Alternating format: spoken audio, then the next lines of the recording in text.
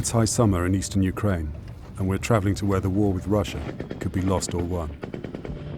To where soldiers ride shotgun against kamikaze drones, where the shelling is heaviest,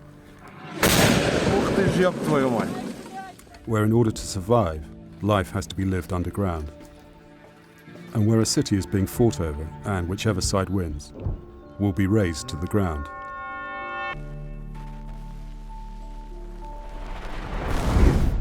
This month, the Ukrainian army astonished the world by launching a major incursion into Russia itself. So far, it's succeeding. That is to say, fighting rages deep inside the Kursk region. The Ukrainian flag has been raised over scores of Russian villages and towns. The endgame is unclear. But one of the motives for this bold and unexpected move is to ease the enormous pressure Russia has been putting on Ukraine's defense line in Donbas. Since the spring, Russia has been on the advance there again. Village after village has been captured. The critical point of the whole front now is the Donetsk hill city of Chasiv Yar. The Russians are pushing into its eastern suburbs. And if Russia takes the whole of Chasiv Yar, then Ukraine's whole Donbas defense could begin to unravel. That is what multiple military sources tell us. This summer, the Frontline team has been given unprecedented access to the Ukrainian defense of Chasiv Yar.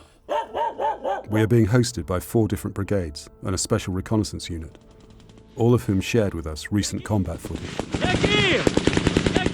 We first met some of these units in January this year, in the snow and sub-zero temperatures of the Kupiansk and Sloviansk front lines.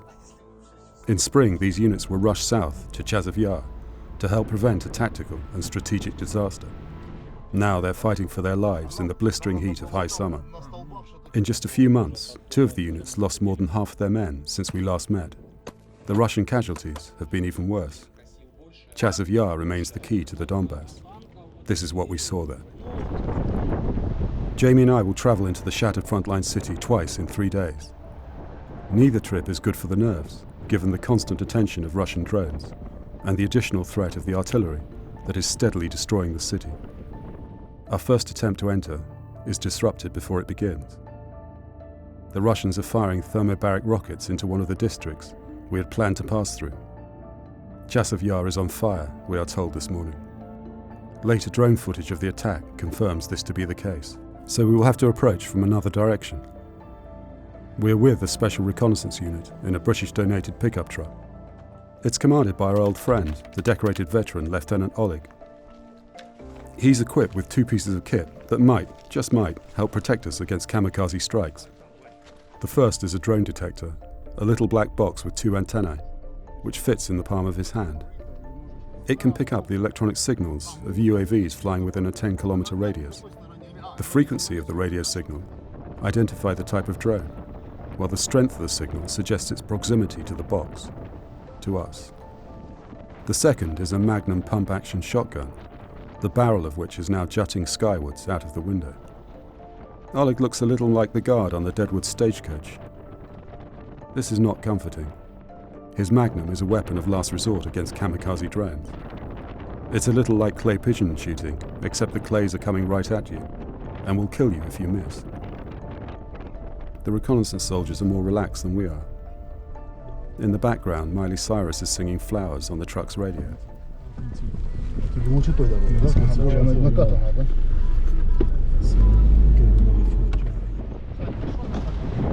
The first signs of war.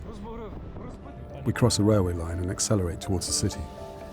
This is a dangerously straight and exposed stretch of road. You cannot hear it for the noise of the slipstream, but the drone detector has started its ominous warning beep. A Mavic drone, mostly used for surveillance, is somewhere nearby.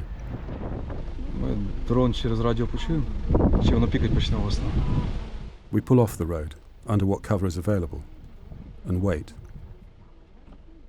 The soldiers are concerned about the Mavic guiding in kamikazes. The outskirts of Chasiv Yar are very close now. We begin to smell the burning city. Finally, we reach the suburbs.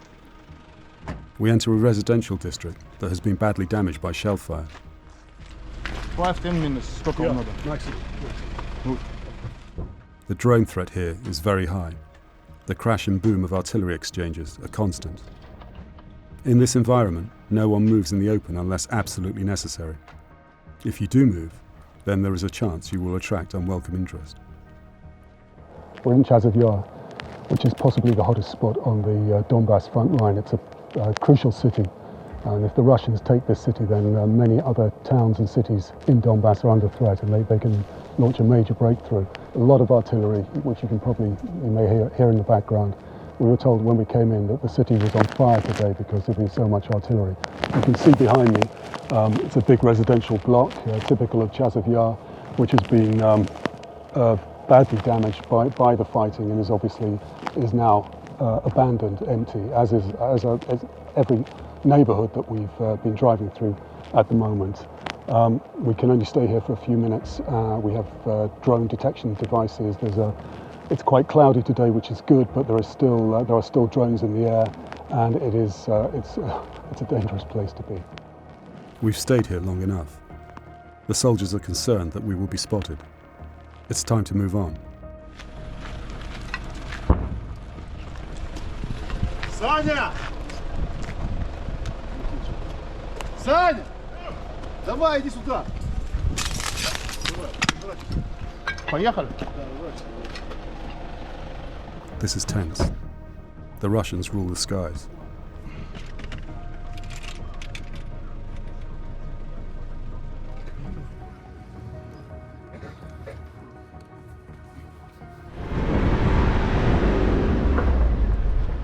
Давай, поехали налево, там еще хорошая туда, там защита деревьев нормальная, хороший лейк, там бомба все есть. Я эту дорогу уже помню.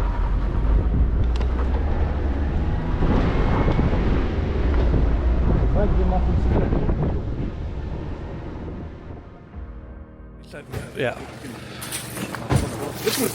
Okay. You can see the extent of the damage done to this residential district of Chasiv Yar. A lot of artillery going off today. We passed through a district that was under bombardment this morning. This looks like it was hit some time ago, but if there was anybody here, it would have been very serious for them. Chasiv Yar is pretty much deserted now. There were a few hundred people left when we came here in the spring of last year, but very, very few people here, and it's now being bitterly fought over by the Ukrainian army, which still holds the majority of it, and the Russians who are probing into it and are making attacks every day. In a nearby park, a statue of the Russian-born Soviet-era writer Maxim Gorky has been chopped in two. Whether this was done by the Ukrainians or Russian artillery, it's now impossible to say. But it's time to run the drone gauntlet again and escape Chasiv Yar. But we will be back. It's a summer Sunday afternoon, and the Donbas frontline is hot in every sense. Today we've been invited to an alfresco lunch by our old friends in Thunder Company of the 41st Brigade. They are the owners of Dusya, the now famous cat. This is a bittersweet reunion. Stripped to the waist, Commander Andrei is making plov over a fire pit.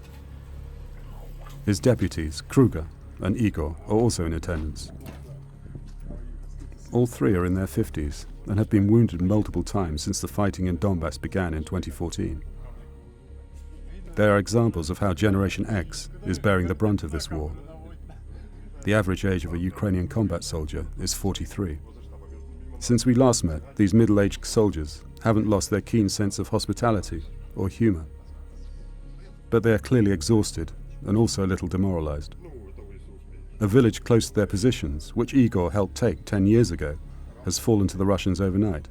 And then there is the issue of casualties. We first encountered them at the start of the year, sharing their abandoned cottage on the Kupiansk front line. Then it was minus 20 degrees outside. Igor cooked. He loves cooking even more than the commander. Kruger complained that he'd been given a Second World War era submachine gun to fight the Russian invasion. Since then, Thunder Company were rushed south to shore up the critical Chasiv Yar front into a meat grinder of First World War proportions. The majority of the 100 men who were with Thunder Company in Kupiansk are now either dead or wounded. I have plov made by the commander, Andrei. It's his speciality. It looks great. It's been cooked on a barbecue fire outside. So it's a Sunday lunch, al fresco, Chasiv Yar sector. to the rumble of artillery. Ours is a strange picnic, within the sound of the never-ending battle. We met you some months ago in January in Kupiansk, and the situation there seemed pretty tough. It was very cold. I know there was heavy Russian pressure. Since then, you have moved to this sector. Could you tell me how the situation is now for Thunder Company? Ну, что происходило? Мы держали линию обороны на Купянске, держали ее стабильно, хорошо, начали отбрасывать противника, бросили на 500 метров уже, на полкилометра, начали развивать успех, но так как 67-я бригада, которая была здесь, она понесла серьезные потери на Часов Яре, командованием было принято решение перебросить нас на более ответственный участок фронта. Да, мы вышли, мы сразу же зашли на позицию, на передовую позицию основную.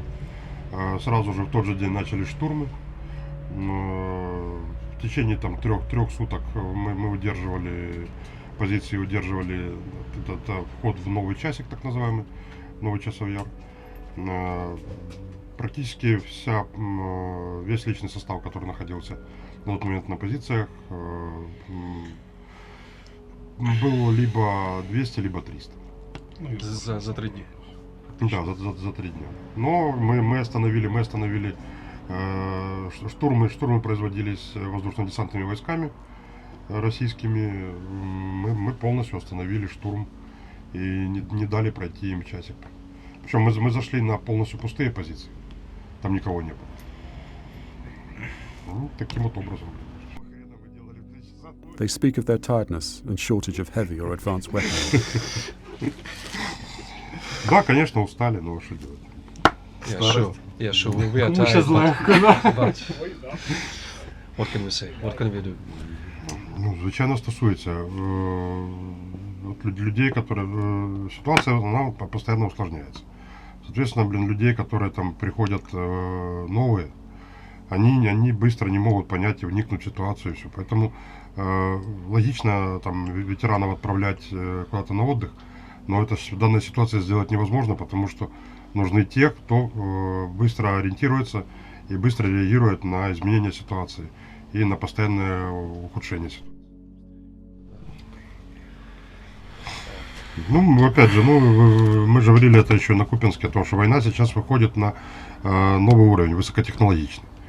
То есть нам для того, чтобы эффективно противостоять тому, что происходит, тому, что сейчас против нас вытаскивает противник, нам надо иметь современное высокотехнологичное оружие. Те же системы контрбатарейной борьбы, дальнобойную артиллерию, желательно ракетную, реактивную, системы борьбы с дронами и ударные, прежде всего, опять же, я об этом говорил на Купянске, ударные дроны типа там Грей Игла или Раптора, Предейтора. Вот таким вот образом. Потому что мы воюем, собственно говоря, детскими игрушками, купленными на Алиэкспресс, по большому счету. С боеприпасами, которые делаем сами. Да, с боеприпасами, которые делают вот Андрей и Игорь, производят сами боеприпасы, которые вы видели. Да, мы скатываемся в средневековье, мы начинаем уже на противника лить горячую смолу, бросать камни, блин. Ну, вот куда еще. Но это эффективно, опять же. Здесь уже там одним Карлом Густавом, 42-го года уже вопрос не решается. Потому что, уже контакта, между пехотой уже его просто не происходит. The self-made ammunition they refer to is to be found in a nearby caravan. This is Igor's mobile workshop, where he makes bombs for drones. The fins are made by a 3D printer. How many has he made? Has his unit here made in this? Igor consults a school exercise book in which these statistics are recorded. Check. His computer. Це тільки по зажигалкам в мене 222 літри ушло. Це 200 з крайнім і крайнім в мене. Ну, більше 1000 вже боєприпасів ушло.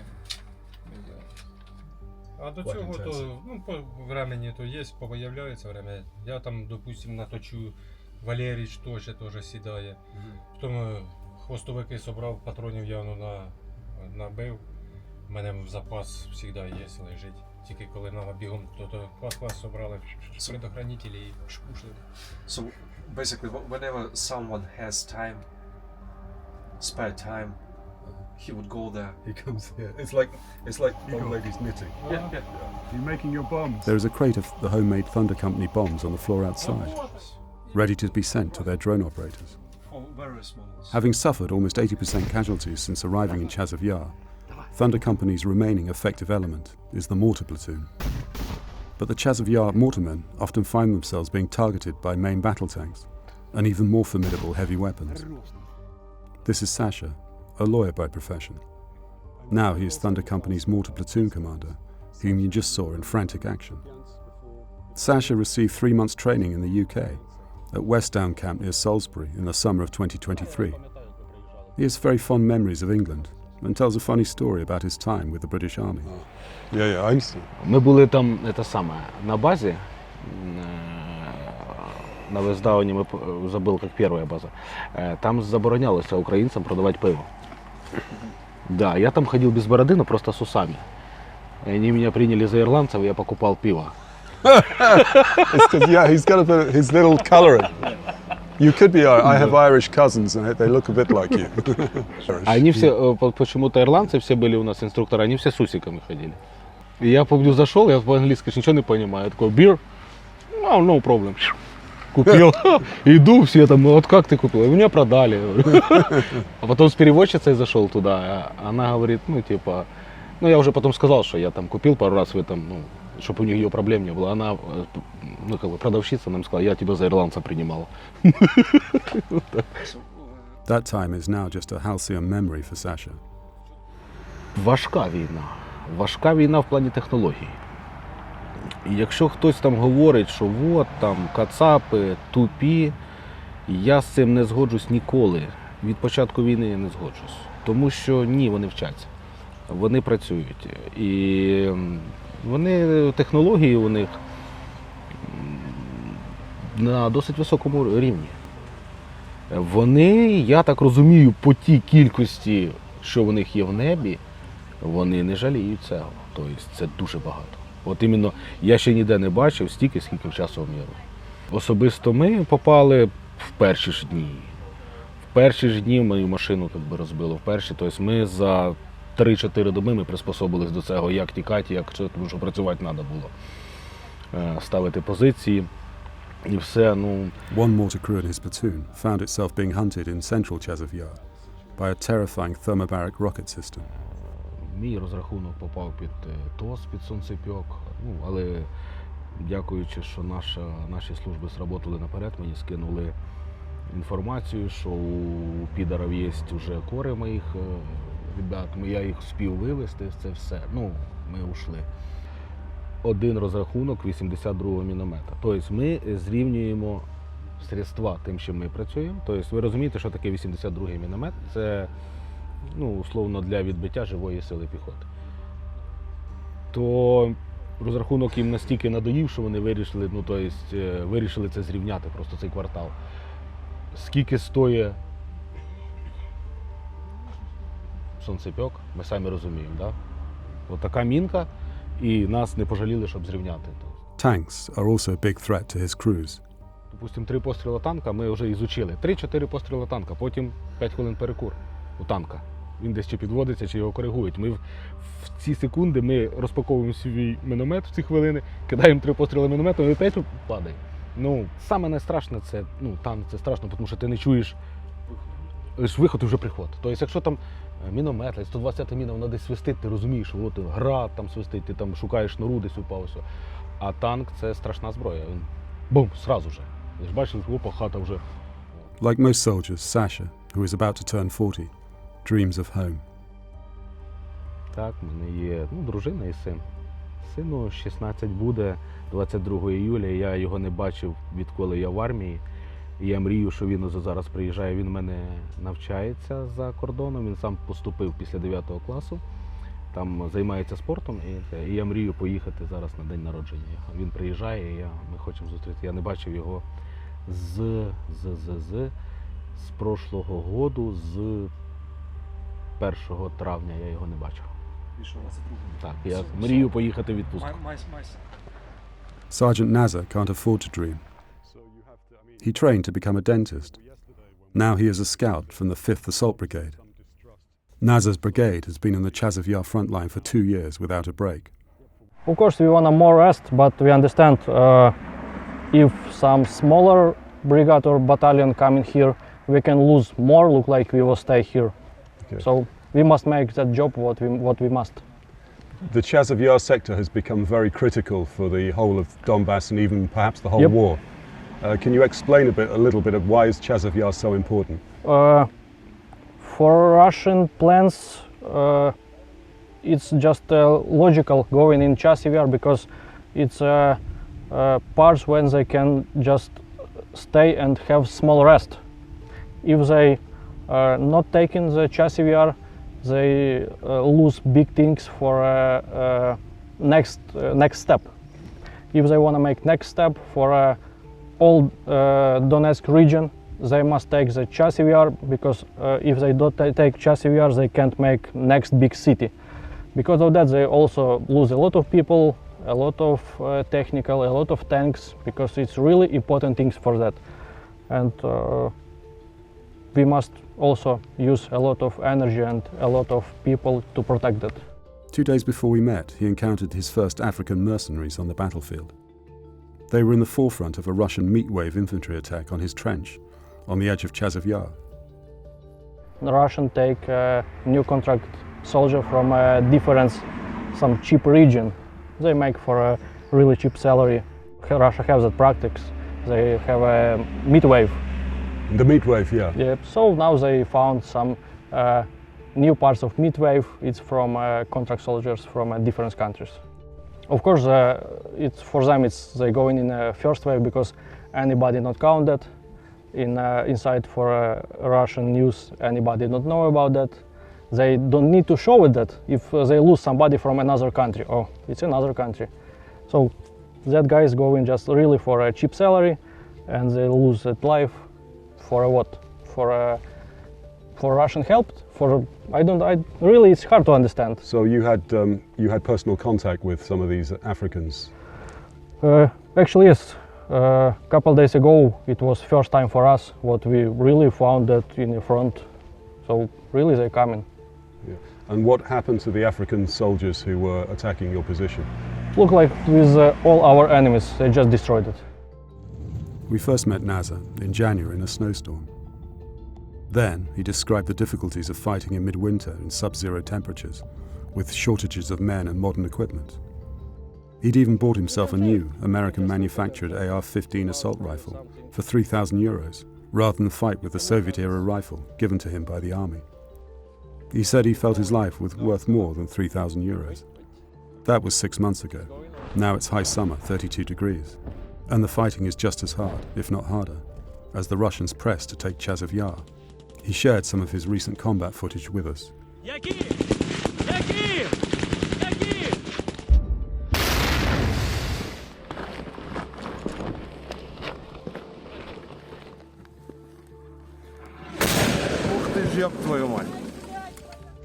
As we talk, the war continues. And now you also hear it's some of rockets going. Multi rocket launch, Yep, Grad yep, or something. Yep. Actually, but it's not a lot. It's just a couple. So that means it's something biggest, because how you say the Grad, it's smallest of them. Yeah. It's a war, and it happens every day. Every day somebody dying. Every day somebody has broken soul, broken body, and broken all of life, just because of somebody want. Oh, maybe we can steal a piece of ground. Other units are helping hold the line. Northeast of Chasiv Yar lies the blood-soaked White Mountain. The chalk high ground here, very like the Wiltshire Downs, is the only sliver of Luhansk Oblast that the Ukrainians still hold. The Russians would love to take the White Mountain. But so far they have suffered thousands of casualties in failing to do so. Many of these casualties have been inflicted by our hosts, the gunners of the 81st Brigade, using British designed and supplied 105mm light howitzers. The 81st have been dug in here for 2 years and know every bush, one of the soldiers tells me. This has given them time to build this extraordinary underground command post in the middle of a wood. From here, the 81st coordinate artillery and drone strikes on the Russian assaults against the White Mountain. The bunker has been so heavily shelled in return, it's now operating on a skeleton staff. We're shown round by Ruslan from Odessa. It has its own power supply, of course, and a number of other modcons that weren't seen in dugouts during the First World War, when such trench warfare first flourished. For example, the bunker has a fitted kitchen that wouldn't be out of place in an apartment in London or New York. Cosy sleeping quarters, the by now ubiquitous pet cats, and even a gym. Ruslan tells me that across the White Mountain front line, the 81st are currently facing the Russian 7th Motorized Brigade and a Chechen Special Forces unit. Да, потім знову інші заїжджають. По перехопленню часто зустрічаємо такі, знаєте, слова у противника, що вони не знають, куди вони їдуть, а потім командир каже, там, командир взводу чи хтось інший, що їдемо в Білогорівку там, штурмувати, і більше час йде відказ. Бо всі знають, що таке Білогорівка, це легенда ж, Перемузький трикутник. Що хто заходить, більше ніхто не виходить. Треба тіла противника помічати як гусі. Краскою, знаєте, в селі, щоб не путати, тому що буває там 300 валяються, біля нього вже 5-6 трупаків. І ми не розуміємо, де 300, а де 200 вже, де старе, а де нове. У нас є одне місце, яке називається кладбище техніки, там реально багато техніки спалено. Це не доїжджає до наших позицій. Просто протитанкісти їх добре бачать і постійно туди катаються і постійно горять. How frequently do they, I mean, they did the other day they launched an attack with half a company. How frequently do they attack like that? Ну, зазвичай, оце вчорашній був штурм, до цього 2 тижні було тиша. Ну, вони, мабуть, збиралися. А до цього 2 тижні, що було тиша, вони також десь 3-4 дня масово штурмували нас. Вони робиться скупчення по передньому краю противника групами. Це тиждень часу. 2 тижні, ну це всі знають. І потім вони намагаються з 2-3 напрямків заходити для того, щоб там була паніка. 2-3 дня штурми, потім вони збирають рану, забирають, по можливості вони не завжди забирають свої 200-300 і знову починають скупчення живої сили. Іноді, раніше вони дуже часто застосовували техніку, це, мабуть, от январь і лютий, вони там дуже інтенсивно використовували техніку. Потім по подсчету там наших разведов, там что-то около 60 техніки було спалено, вони вже почали живою силою, тому що у нас, ви бачили, рельєф дуже поганий там. І вони жива сила, стараються брати просто, це слово, більшістю, от, що у нас, кількістю, що у нас там... Ну, м'ясо, грубо кажучи. М'ясо просто беруть. Нам, знаєте, в цьому випадку нам допомагає рельєф, тому що ми здалека бачимо, що їде якась техніка. Висить, по ним не висоти. Дим видно або пиль. Ми бачимо, що є якась техніка, їде нам назустріч. Півішки вже летять назустріч. Back in the control room, Ruslan and his colleagues are watching chilling drone footage of the aftermath of yesterday's unsuccessful Russian infantry assault on their White Mountain defense line. 3 Russian infantrymen have been spotted lying in a chalk crater in no man's land. They were probably wounded in yesterday's assault. This is a war without pity. As we watch, one of the Russian soldiers can be seen moving. The Ukrainians say they will finish these casualties with a kamikaze drone. Today, over Ukrainian lines, the sky is dirty. That's the artilleryman's euphemism for when the Russian drones are operating in their vicinity. When that is the case, they do not fire their big guns to avoid giving away their locations. In fact, the sky today is very dirty. We cannot leave the bunker because a Russian Orlan reconnaissance drone is directly overhead. Instead, we stay to watch live video feeds, hacked by the Ukrainians, from a succession of Russian Privet 82 kamikaze drones as they hunt the 81st firing positions in a tree line. It's surreal. We're looking at the Ukrainian positions through enemy eyes, in real time, as the Russian drone pilots try to find and kill our artillerymen hosts. Each time the Russian drone pilot pulls out of his final attack run because he's about to miss the target, the artillerymen laugh derisively. This dance of death can last for up to 1 hour. But at some stage the drone pilot has to go because the battery will... Yes. He can't fly it back. Finally, the screen goes fuzzy. The Russian kamikaze has crashed in front of the tree line, missing the 81st artillery battery that was its target. A further 14 privet drones will attack and miss the same target over the course of the afternoon. But it seems the Russians have an endless supply of both drones and men to sacrifice on the White Mountain defences, as they have in nearby Chasiv Yar. So we return to Chasiv Yar to join the infantry fighting for the city. Our first driver is Maka, of the 21st Separate Sarmatian Battalion of the 56th Brigade. His unit are the Mariupol Cossacks, whom we first met in Kupiansk. They've suffered severe casualties since then.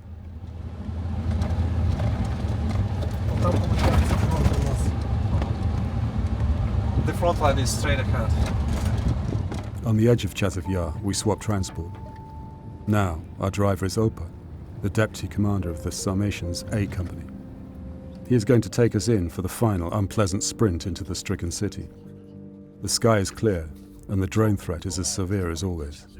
We're just coming into the outskirts, the seriously damaged outskirts of the town, Chasiv Yar, which is possibly the hottest spot now on the whole Ukrainian front line. We've been driving very fast across very bad roads because it's a very hot summer's day with clear blue skies, which makes it ideal drone weather. And there is a serious drone threat here every day. We're now inside the Chasiv Yar. We can't film the surroundings as we reach the 21st Battalion's urban position, because inevitably it will be geolocated by the Russians and targeted for destruction. All we can reveal is that it's in the cellar of an already destroyed home. Life here has to be lived underground. Here the Sarmatians are fighting 2 Russian brigades. One is the 200, which includes former convicts, mostly used for meat waves or menial tasks. There is also the more proficient 98th Airborne Brigade. In the relative safety of this cellar, as the ingoing and outgoing artillery booms overhead, Opa gives me the tactical situation. This is Sergeant Opa, who is the deputy company commander. Before the invasion, he was a senior detective in the police force in this area. And when he joined up after the invasion, he said that he would fight, but he wanted to fight for his land here, and that's what he's been doing ever since. He's been wounded several times. You can hear in the background maybe the thud of artillery again and again. But Opa, can you tell me why Chasiv Yar is so important to the Russians and the Ukrainians? Ну, Часов Яр важен тем, то, что он находится на высоте, и дорога, ну, это, получается, является узловой развязкой, то может привести, ну, к плохим последствиям. Ну, то, что я подразумеваю, плохие последствия, это начнут страдать другие города. Это Константиновка, Краматорск, Славянск, Дружковка, потому что эти все города находятся в какой-то степени в низине. Соответственно, противнику это, скажем так, вот очень важен этот узел для того, чтобы дальше продолжать свои наступательные действия и захватывать нашу территорию и, ну, рушить нашу страну. He would like to give his men more leave, but it's just not possible. And many civilians are not willing to fight. Большая часть людей просто прячется, но только они не понимают то, что сейчас рухнет Донбасс, рухнет Харьков. Ну, к ним сегодня-завтра тоже придут, но только там уже не будет так, как здесь, и мы закончимся. А у них уже не будет варианта, как поднять триколор и кричать «Слава Путину!». Also sheltering in this Chasiv Yar cellar is the oldest and one of the most impressive frontline soldiers I've encountered in this war. He's the company medic who is old enough to have served in the Red Army in the late 1980s. Okay, well, I'm here sitting on the steps of a cellar of a destroyed cottage in Chasiv Yar with Doc, who is a member of a company of the Sarmat Battalion, who are holding this particular part of what is possibly the most contested town or city on the Ukrainian front line. Now, I'm speaking to Doc. Is actually 58 years old, which is usually would be quite old for a combat soldier. You can hear the artillery in the background upstairs. But as we have reported on before, this war is largely being fought by Generation X, and those who are particularly willing to fight it are the 40s and 50-somethings. The average age of the Ukrainian infantryman is as high as 43. I wonder, Doc, if you could tell me how you came to be here sitting on this step in a cellar in Chasiv Yar. У мене 3 дітей, я українець. Все. I have 3 kids and I'm Ukrainian. I tell him he looks pretty fit for 58. Біг, стрільба, присідаєш, встаєш, біжиш, несеш. Знову біжиш, знову несеш. Okay, what were you doing before the war? What was your profession, your life before the war? Лікував наркозалежних. I was narcologist. I was treating drug addicted people. Oh, really? Yes. That seems so ironical, but I'm not entirely sure why. I understand that this fighting here in Piski, in Volodar, and here in Chasiv Yar have been very tough for the battalion, and you must be a very busy man. Первомайка, Володар, Бахмут і Часов Яр, і посадки. Все. Весь об'єм. Весь об'єм 56-ї бригади. Опер сказав, що де ми були. Ми не виходили з боїв. Ми так в боях. How does this end? Прогноз просто ваш. Та ми морду наб'ємо і вигонимо відсюди. Тут варіантів немає. We have no other option except to throw them away. Okay. Doc, good luck. Thank you. Thank you very much. Okay. You make a very nice cup of coffee. Victory наша. Victory will be ours. Yes. 100%. That's 100%. The artillery will only intensify. Our truck needs to conduct another supply run. We have to go. The crucial battle for Chasiv Yar continues.